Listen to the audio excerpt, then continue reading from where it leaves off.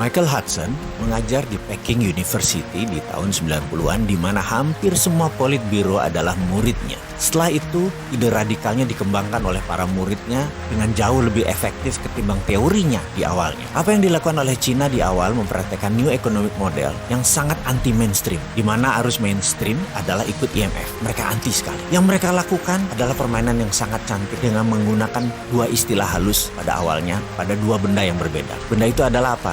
Uang. Mereka menyebut renminbi di dalam negeri dan yuan di luar negeri. Mereka menyebutnya. Padahal yang aslinya renminbi itu benar uang sendiri dan yuan adalah uang sendiri. Maksudnya begini, renminbi itu dicetak berdasarkan proyek, sementara yuan dicetak, di-print berdasarkan aturan IMF, yaitu ada dolar, surat berharga atau gold dan atau emas. Strategi membeli bond surat hutang negara Amerika oleh Cina adalah strategi pengelabuhan. Surat hutang tadi jadi kunci pentingnya kekuatan pengaruh. Kita akan bicarakan hal itu di chapter khusus lainnya. Kembali ke renminbi. Semua proyek yang dibangun adalah sektor produksi, penyedia kebutuhan pasar dunia. Dan sejak tahun 1980 terus dikawal dengan ketat print renminbi tersebut. Lalu bagaimana Cina menguatkan nilai yuan? Ini kita harus mengambil pelajaran. Begini ilustrasinya. Kita, negara Indonesia, sepakat akan meningkatkan nilai rupiah. Maka kita menggunakan platform bernegara yang namanya Spice Road atau Spice Road Initiative. Ini hanya contoh, sekali lagi, ngapunten loh ya, hanya supaya bisa mengerti aja. Inisiatif jalur rempah tadi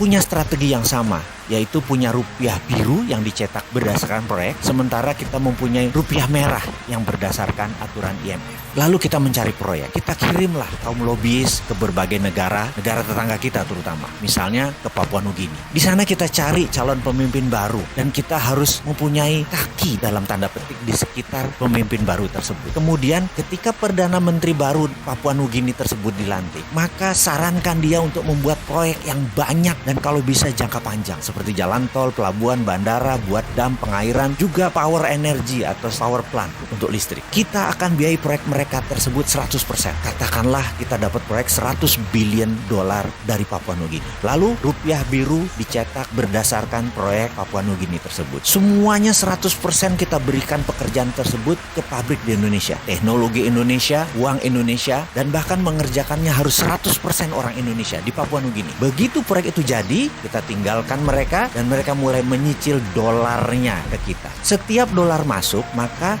rupiah biru senilai yang sama dulu mulai dibakar. Ini untuk menjaga inflasi. Dengan demikian, rupiah merah akan menguat cadangan dolarnya sehingga naiklah nilai mata uang rupiah. Lakukan itu di banyak negara. Kalau perlu 70 negara lain kita lakukan. Di Amerika Latin, di Timur Tengah, di Afrika kita lakukan. Sekali lagi, tentunya 10 tahun pertama sebelum kita ke luar negeri, ke Papua Nugini, kita harus membangun kekuatan dalam negeri dulu. Maka kita bangun gede-gedean pabrik di dalam negeri. Itulah ilustrasi apa yang dikerjakan Cina untuk yuannya. Dan saat ini setelah 40 tahun mereka mulai menyesuaikan renminbi ke yuan. Sekarang udah hampir sama. Dan sekarang renminbi yang yuan adalah 1:1. Bukan seperti dulu. Banyak negara sudah menjadi penambah kekuatan nilai yuan. Udah 70 negara. Untungnya Indonesia tidak kena program itu. Beda lah, Indonesia lebih pinter. Jadi itu urusan kita dengan Cina. Sekarang ke depan bagaimana? Kita sekarang mau meniru Cina. Gak apa-apa. Yuk cetak rupiah biru. Betul kan?